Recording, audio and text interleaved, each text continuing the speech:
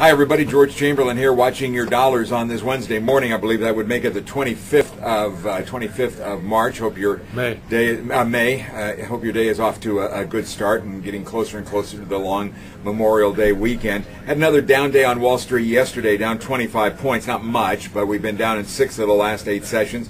And actually, we've seen the Dow drop down to its lowest level in about 5 weeks. Have to go back to April 19th. So we've had a pretty good correction in here. It's been very orderly, very methodical, and very steady, which is kind of what you expect out of corrections. Not a big deal there. Not much in the way of economic news today. A couple of interesting stock stories to tell you about. CPK, California Pizza Kitchen, announced this morning it has agreed to a buyout. I think it was priced around $480 million, $18.50 a share. The company had announced a few months ago that it was looking for what they call strategic alternatives. In other words, they were looking for a buyer.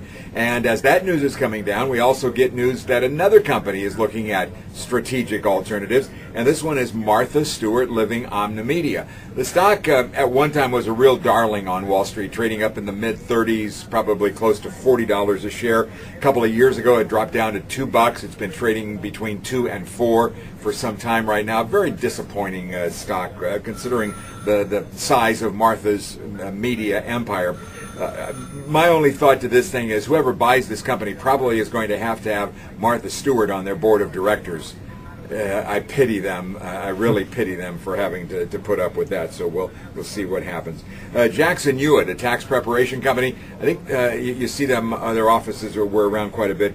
You know, the whole tax preparation, like so many other things, has gone online. People are using TurboTax, other types of ways that you can file your taxes online. So as a result, tax preparation services have suffered.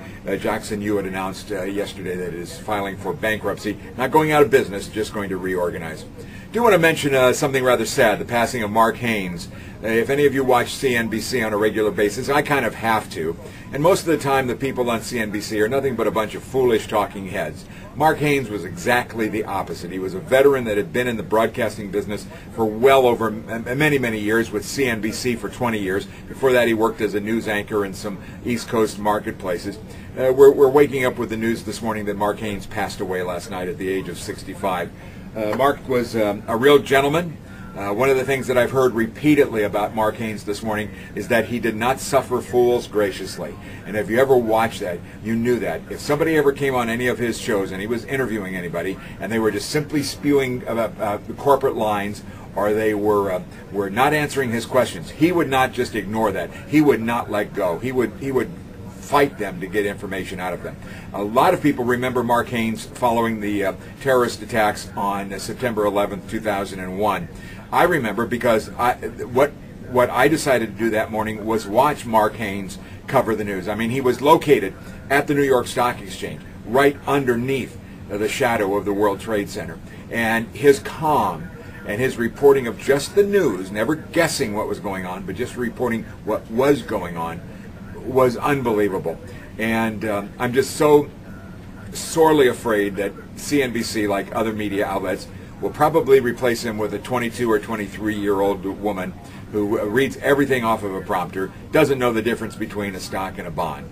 Mark was one of the people that really got what investing was all about, and when you tuned into his program, unlike most other programs on CNBC, you got news, you got information.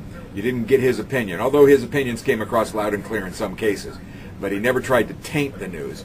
And just one guy speaking, I never met Mark Haynes. I wished I had. I will sorely miss him, that's for sure, as will many other people.